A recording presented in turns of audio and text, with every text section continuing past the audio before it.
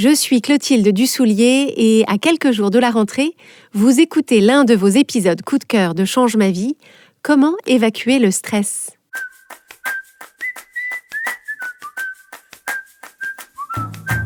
Au mois d'août, Change ma vie reste à vos côtés.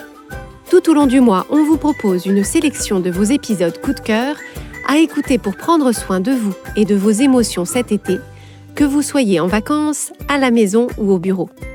Et ce n'est pas tout, on met aussi du soleil dans votre boîte mail. Chaque semaine, on vous envoie l'élan du lundi, un message à lire en 5 minutes top chrono pour démarrer chaque semaine avec clarté et énergie. Pour recevoir l'élan du lundi gratuitement dès la semaine prochaine, rendez-vous sur la page changemavie.com/inscription. Et maintenant, place à votre épisode coup de cœur.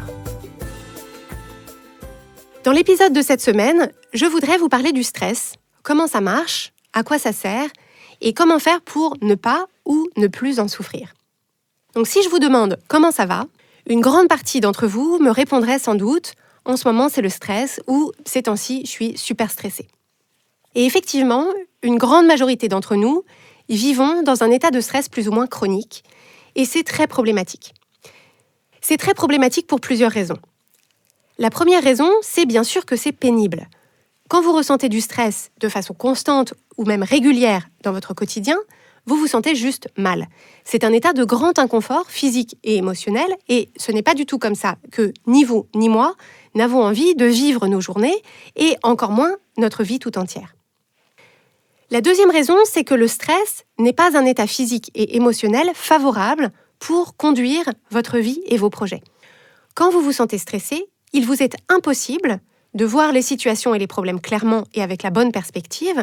Vous êtes en mode réactif tout le temps, vous ne construisez rien, vous pouvez même dire ou faire des choses que vous regrettez ensuite, vous faites des choix de très court terme qui peuvent vous être dommageables à long terme. Bref, opérer au quotidien dans un état de stress vous éloigne de la vie que vous voulez construire au lieu de vous en rapprocher. Et la troisième raison, c'est que le corps humain n'est pas fait pour être dans un état de stress chronique. Et ce stress a des conséquences néfastes à court et à long terme sur notre organisme et sur son fonctionnement. Donc à court terme, ça mène à l'épuisement et au burn-out. À moyen et long terme, ça augmente le risque d'un certain nombre de maladies cardiovasculaires, des maladies du système digestif, du système immunitaire et toutes sortes de dysfonctionnements qui sont liés à un état d'inflammation chronique de l'organisme. Donc je pense qu'on est tous et toutes à peu près d'accord là-dessus.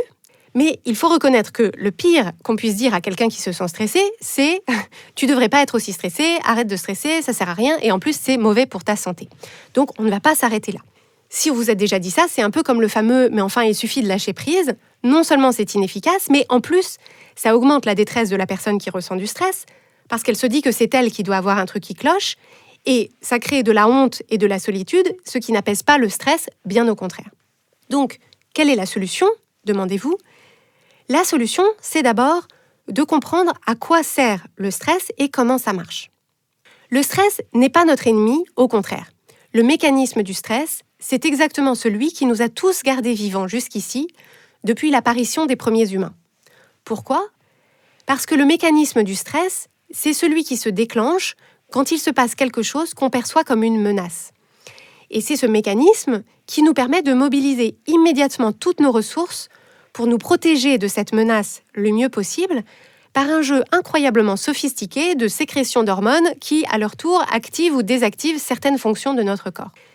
Donc c'est un mécanisme particulièrement efficace parce qu'il se déclenche de façon automatique et instantanée au niveau de notre système nerveux autonome, ce qui signifie que ce n'est pas quelque chose auquel on a besoin de réfléchir et ce n'est pas non plus quelque chose qu'on choisit consciemment. Et le mode de réaction dépend de la nature de la menace et de ce qu'on en perçoit, de façon automatique là aussi. L'exemple le plus parlant d'une menace, c'est l'apparition soudaine d'un prédateur. Donc selon la nature du prédateur et là où il est par rapport à moi, j'ai 3 réactions possibles. Soit me battre, et donc le mécanisme du stress va mobiliser mon corps pour le combat. Soit fuir, et donc le mécanisme du stress va mobiliser mon corps pour que je puisse courir très vite et pendant longtemps. Soit je peux rester parfaitement immobile dans l'espoir que le prédateur soit ne me voit pas, soit pense que je suis déjà morte. Et donc, le mécanisme du stress va conduire mon corps à être complètement immobile. Dans chacun de ces scénarios, le mécanisme du stress mobilise toutes les ressources du corps au service de cette réaction pour nous tirer d'affaire, par exemple en augmentant notre rythme cardiaque, en envoyant de l'énergie dans certains groupes musculaires, en activant notre vision en mode tunnel. Et en parallèle, ce mécanisme va mettre en pause les fonctions du corps qui ne sont pas indispensables à notre survie dans l'instant, comme nos circuits de réflexion complexes, notre digestion, notre sommeil, la réparation et le renouvellement de nos cellules ou nos mécanismes de reproduction, pour pouvoir conserver nos ressources d'énergie au service de notre survie.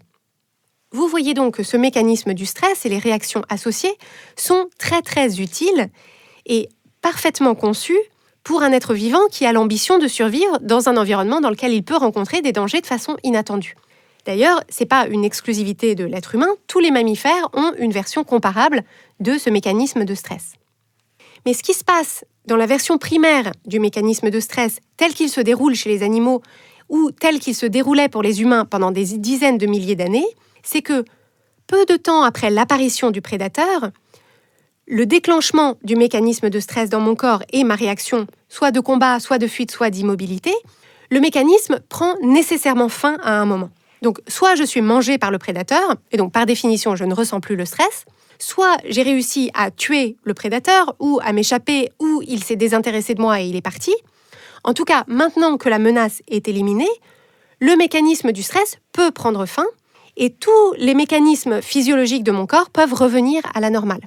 La boucle du stress est bouclée et je peux reprendre ma vie comme avant, avec mon rythme cardiaque, avec mon immunité, avec ma capacité de réflexion, ma digestion, mon renouvellement cellulaire, mon sommeil, mes mécanismes de reproduction qui peuvent fonctionner en rythme de croisière.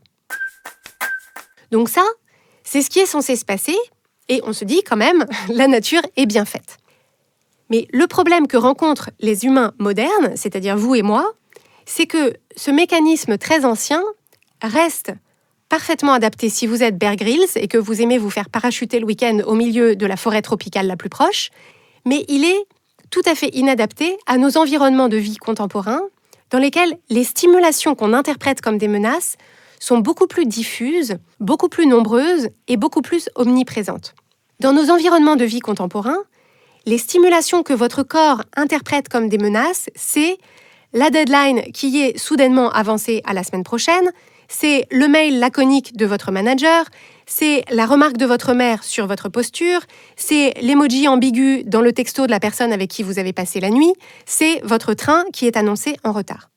Et pour ne rien arranger, la particularité de l'être humain, et on peut par ailleurs en être sacrément fier, c'est qu'il a aussi la capacité de faire vivre dans son esprit des menaces qui n'existent pas ou pas encore dans son environnement.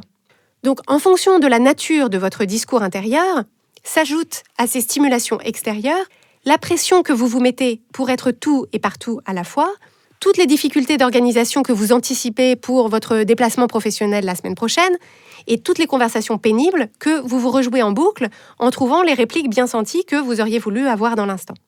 Et si vous faites partie d'un groupe marginalisé, ce sont aussi toutes les interactions et toutes les situations dans lesquelles vous percevez que votre genre d'identification, votre couleur de peau, la forme ou l'apparence de votre corps, votre orientation sexuelle, votre état de santé ou de handicap déterminent la qualité et la teneur du traitement que vous recevez. Notre réaction à ces différents événements ou ces différentes situations est hautement individuelle, mais lorsque le mécanisme de stress s'enclenche, la difficulté qu'on rencontre, c'est que la boucle du stress ne se boucle jamais vraiment. D'une part, ces menaces sont pour la plupart diffuses et donc il n'y a jamais un moment qui permet de se dire « Ah, ça y est, ce danger est écarté, mon système nerveux peut maintenant se calmer et mon organisme peut revenir à son fonctionnement normal. » D'autre part, comme ces stimulations se présentent potentiellement en série tout au long de nos journées, l'activation du mécanisme peut se faire en continu, un email succédant à un texto, vos ruminations n'étant interrompues que par le coup de fil urgent de l'école, juste avant la discussion houleuse avec votre conjoint, l'altercation dans la queue de la boulangerie et la notification de découvert de votre compte bancaire, sans jamais d'accalmie véritable pour boucler la boucle du stress et donc le faire retomber. Donc l'enjeu, c'est de limiter cet empilage et de donner à votre système nerveux l'opportunité de revenir autant que possible et aussi régulièrement que possible à son état, disons, normal, de non-menace, pour permettre à votre corps tout entier de fonctionner comme il est conçu pour fonctionner la plupart du temps, quand vous n'êtes pas pourchassé par un tigre ou un zombie. Et pour ça, il y a 2 choses que vous avez besoin d'apprendre à faire. La première, c'est de développer la capacité dans l'instant à reconnaître ce qui est en train de se passer.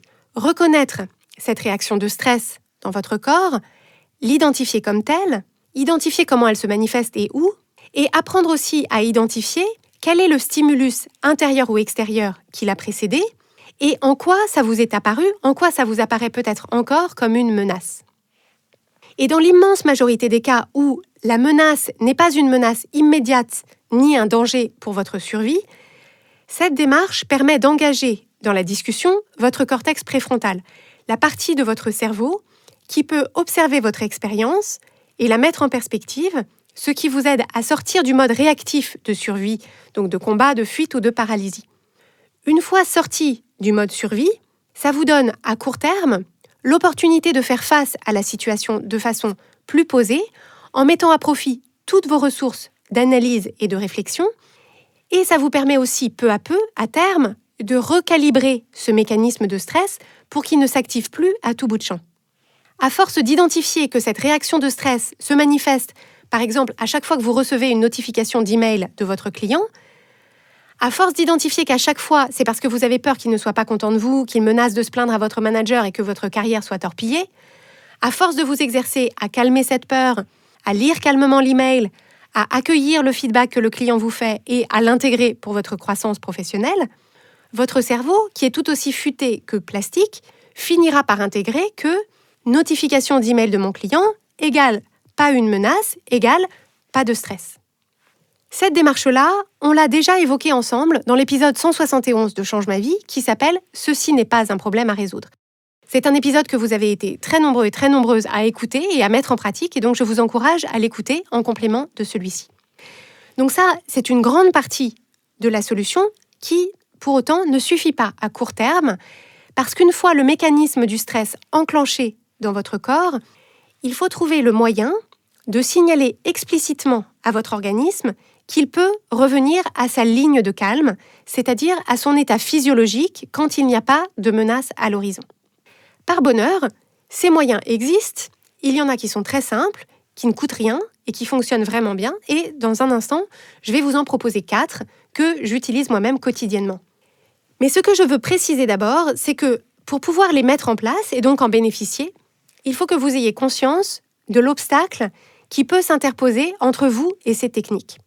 Et cet obstacle, c'est l'idée qu'on a tous et toutes reçue que ressentir du stress est, d'une façon ou d'une autre, une faiblesse. Quelque chose d'un peu honteux qui montre que, fondamentalement, vous n'êtes pas à la hauteur de la situation ou de vos responsabilités, que c'est le signe évident que vous ne savez pas maîtriser vos émotions, donc que vous ne savez pas vous maîtriser vous-même et que, par conséquent, vous ne valez rien ou pas grand-chose.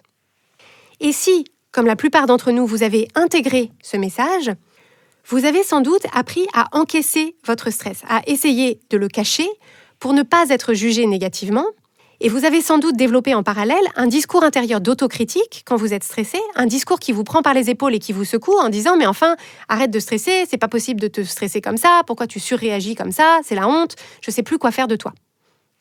Donc si vous reconnaissez ce discours intérieur, ce discours de jugement et de rejet de votre stress, sachez que c'est exactement celui qui peut vous conduire à une déconnexion de plus en plus grande des ressentis associés et que c'est probablement ce qui va vous conduire à essayer de passer en force, en fond de quatrième, en ignorant les signaux de détresse du moteur, ce qui peut conduire ensuite à l'épuisement et au burn-out qu'on évoquait tout à l'heure.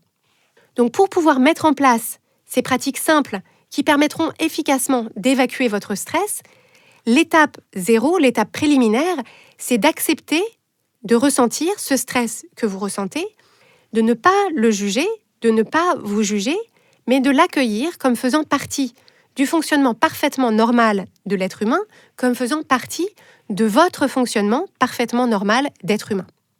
Et une fois qu'on en est là, une fois que vous avez reconnu que ce mécanisme de stress s'est enclenché et que vous voulez aider votre corps à boucler la boucle, il y a plusieurs pratiques très efficaces que je vais donc partager avec vous aujourd'hui.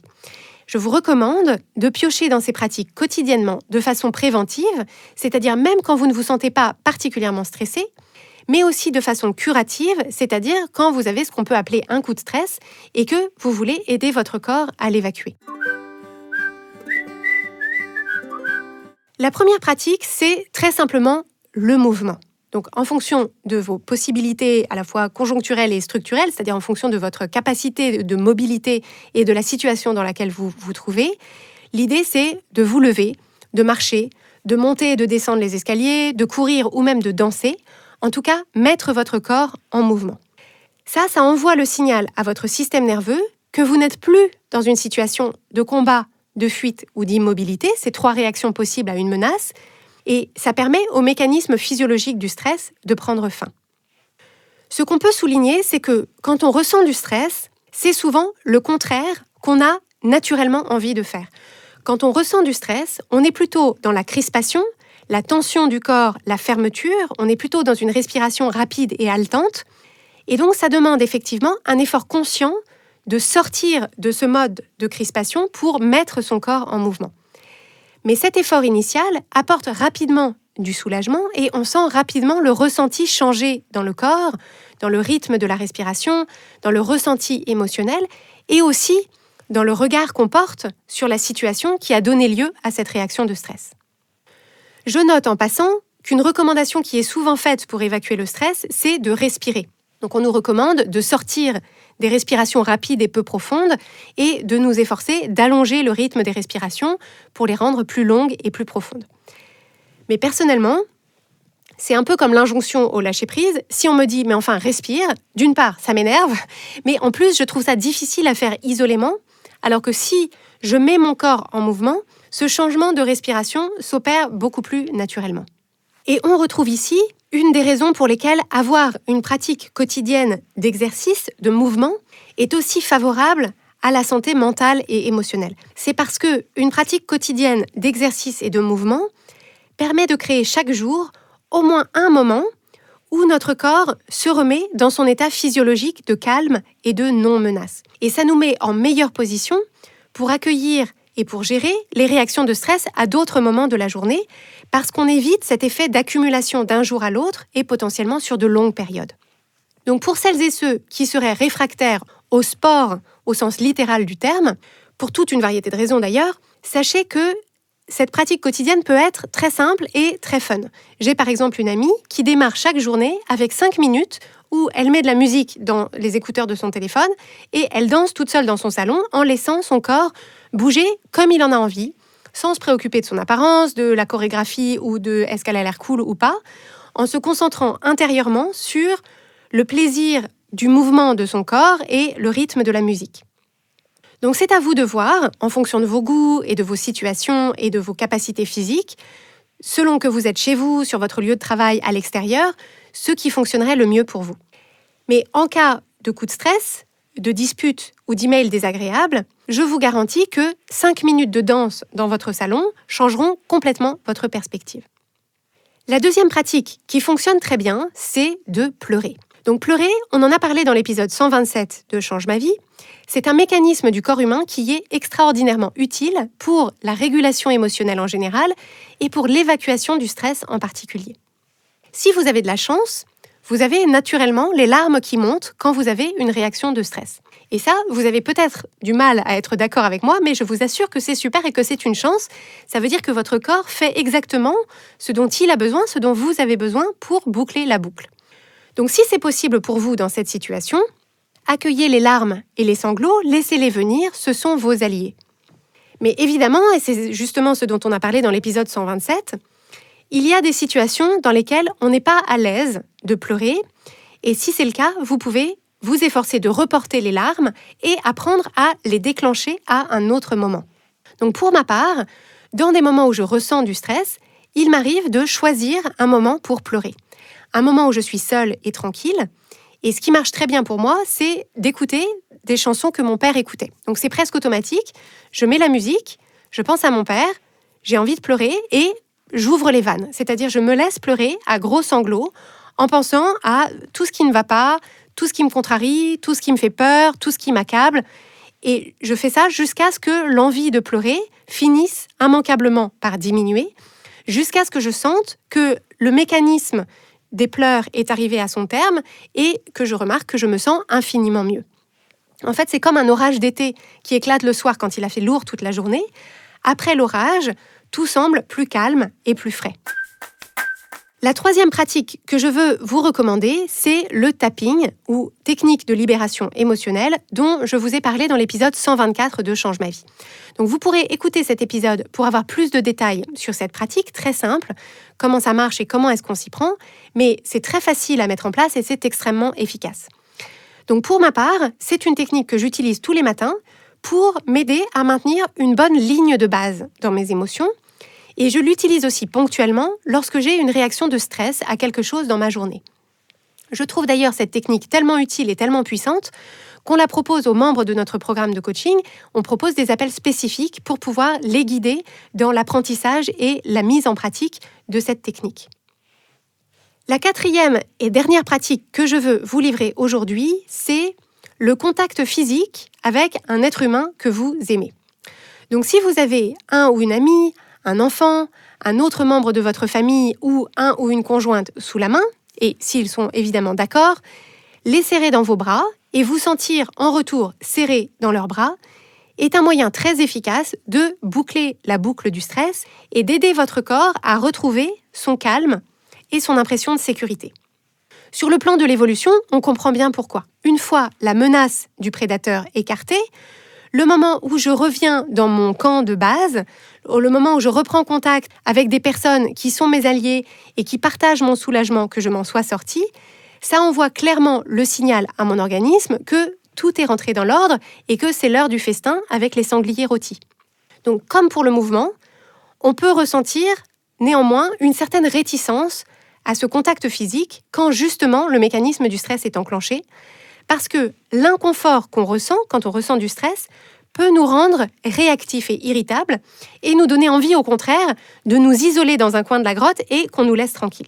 Donc c'est particulièrement marqué si le stress qu'on ressent est lié à une discussion ou à une dispute avec une de ces personnes qu'on aime et où la dernière chose qu'on a envie de faire, c'est de se prendre dans les bras parce que chacun ressent encore le stress du désaccord ou du conflit.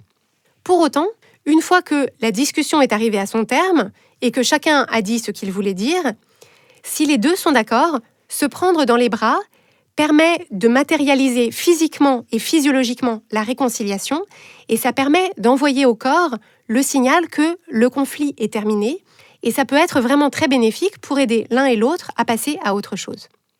Et en dehors de ces situations particulières, s'assurer qu'on a régulièrement des contacts physiques avec des personnes qu'on aime fait beaucoup pour envoyer à notre organisme le signal qu'on est en sécurité et donc permettre au mécanisme de stress qui pourrait être en cours de prendre fin. À défaut, je vous rassure, si le contact physique n'est pas possible à cause de la distance géographique ou de précautions sanitaires, si on peut avoir des échanges réguliers à l'oral, surtout si c'est possible pendant ces échanges à l'oral de rire et de s'amuser ensemble, ça permet d'obtenir des bénéfices qui sont comparables. Et voilà donc les 4 techniques que je vous confie pour pouvoir évacuer le stress quand il se présente et vous assurer que dans votre quotidien, vous faites ce qu'il faut aussi pour que le stress ait moins de prise sur vous.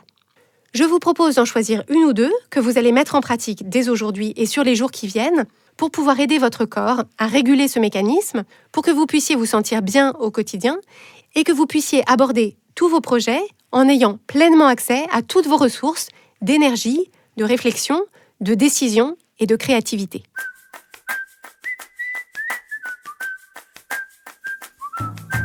Si vous écoutez le podcast Change ma vie, c'est sans doute que vous vous posez beaucoup de questions. Qui vous êtes vraiment ? Où vous en êtes ? Et est-ce que vous faites les bons choix ? Vous êtes sans doute une personne sensible, avec beaucoup d'émotions qui vous encombrent parfois. Vous avez toujours à cœur de bien faire et vous vous mettez beaucoup la pression. Mais vous vous apercevez que ce mode de fonctionnement hyper exigeant vous coûte cher. Vous ressentez beaucoup d'anxiété, votre quotidien et vos relations manquent cruellement de légèreté, et malgré vos efforts, vous n'arrivez pas à vous sentir juste bien, tranquille avec qui vous êtes et ce que vous faites. À force d'être dans votre tête tout le temps, vous passez à côté de la vie épanouie et alignée que vous pourriez vivre dès maintenant. Si vous vous reconnaissez dans cette description, sachez que je vous comprends à 1000% et que le coaching Change ma vie va vous aider comme il a aidé les milliers de personnes qu'on a déjà accompagnées. En rejoignant le programme de coaching Change ma vie mode d'emploi, vous allez ressentir dès le début le soulagement immense de savoir que vous n'êtes pas seul et qu'il y a des solutions simples pour retrouver votre sérénité et votre énergie. Avec l'équipe des coachs certifiés Change ma vie, on sera à vos côtés au quotidien pour construire avec vous un plan d'action concret qui vous permettra de dissiper enfin le brouillard et les doutes, de savoir clairement ce que vous voulez et d'oser aller le chercher. Pour en savoir plus sur le coaching Change ma vie et comment vous inscrire, rendez-vous sur changemavie.com/coaching.